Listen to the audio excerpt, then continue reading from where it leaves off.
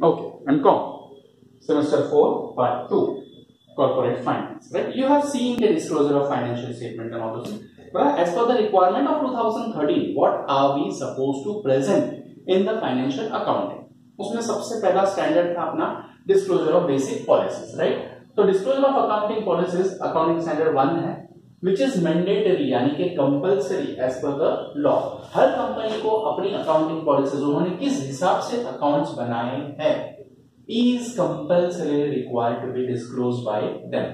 ठीक है, इंपॉर्टेंस। अब इसका फायदा क्या है? Helps to understand as accounting policies differs from business to business, right? मैं सिंगल एंट्री से कर रहा हूं, आप लोग डबल एंट्री से कर रहा हूं, मैं एक्रूअल को ले नहीं रहा हूं, आप लोग एक्रूअल को ले रहे हो, मैं आउटस्टैंडिंग कंसीडर नहीं कर रहा, मैं प्रीपेड को भी जान रहा हूं, आप लोग कंसीडर कर रहे हो, whatever it is. But if you are disclosing accordingly the auditors work will be easy, बराबर है? Purpose of AS1 that is provide standards in the accountancy, है ना? अपना जो भी अकाउंट का काम है उसमें एक स्टैंडर्ड, एक रूल होना चाहिए। That particular standard is achieved by accounting policies.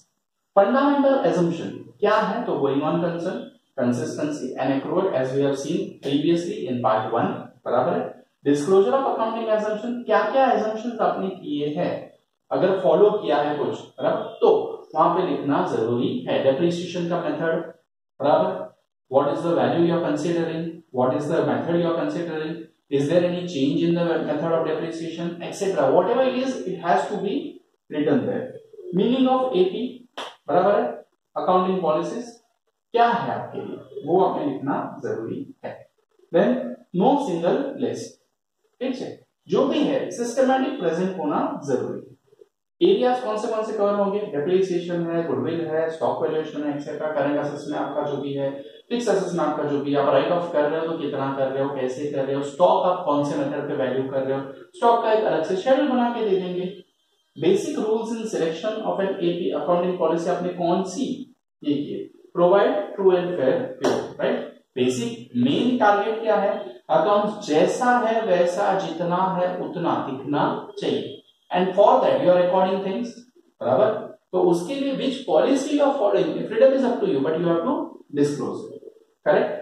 Major factor कौन से? प्रूडेंस, प्रूडेंस यानी एस्टिमेट्स, नॉट एग्जैक्ट, है ना? आप एक अंदाजा लगाते हो कि इतना इतना मेरा खर्चा होगा, इतना इतना मेरा इनकम होगा, तो इतना इतना प्रॉफिट हो सकता है, correct?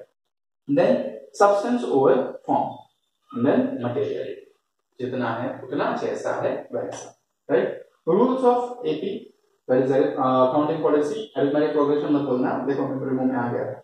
Disclosure, form part of financial statement and disclose at one place. As I said कि हैप्पैजार्ड मैनर में आप कहीं पे भी कुछ भी नहीं लिख सकते हो। Whatever assumptions you have made are to be written in a particular format at one place.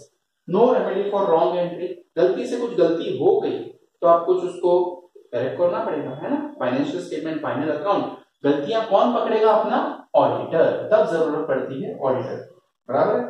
AP in corporate reports, so you need to follow some basic format to write down the accounts, right? To make the financial statements.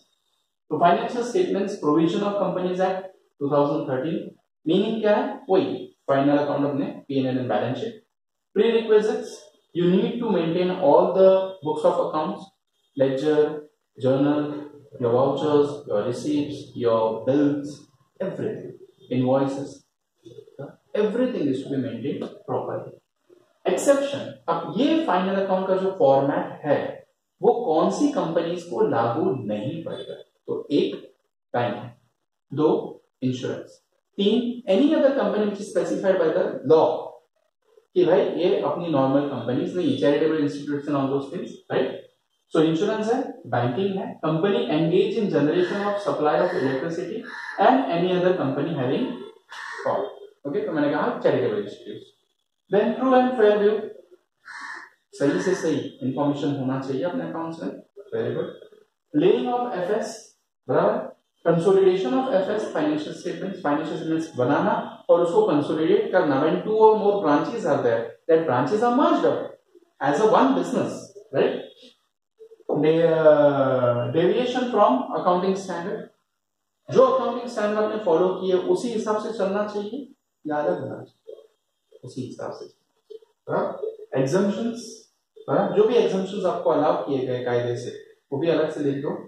Then contravention, अगर आपने झोल किया, गलती की, गड़बड़ी की, fraud किया, तो मिसप्रेजेंटेशन किया, तो उस फ्रॉड के साथ, उस मिसप्रेजेंटेशन के साथ कनेक्टेड whoever XYZ डायरेक्टर और अकाउंटिंग स्टाफ और चीफ एग्जीक्यूटिव ऑफिसर और anyone whoever is there, they will be punishable for fine, okay, up to 50,000, मतलब minimum 50,000 to 5 lakhs, okay, और जेल 1 year और बोथ, डिपेंड्स से कितना बड़ा फ्रॉड है।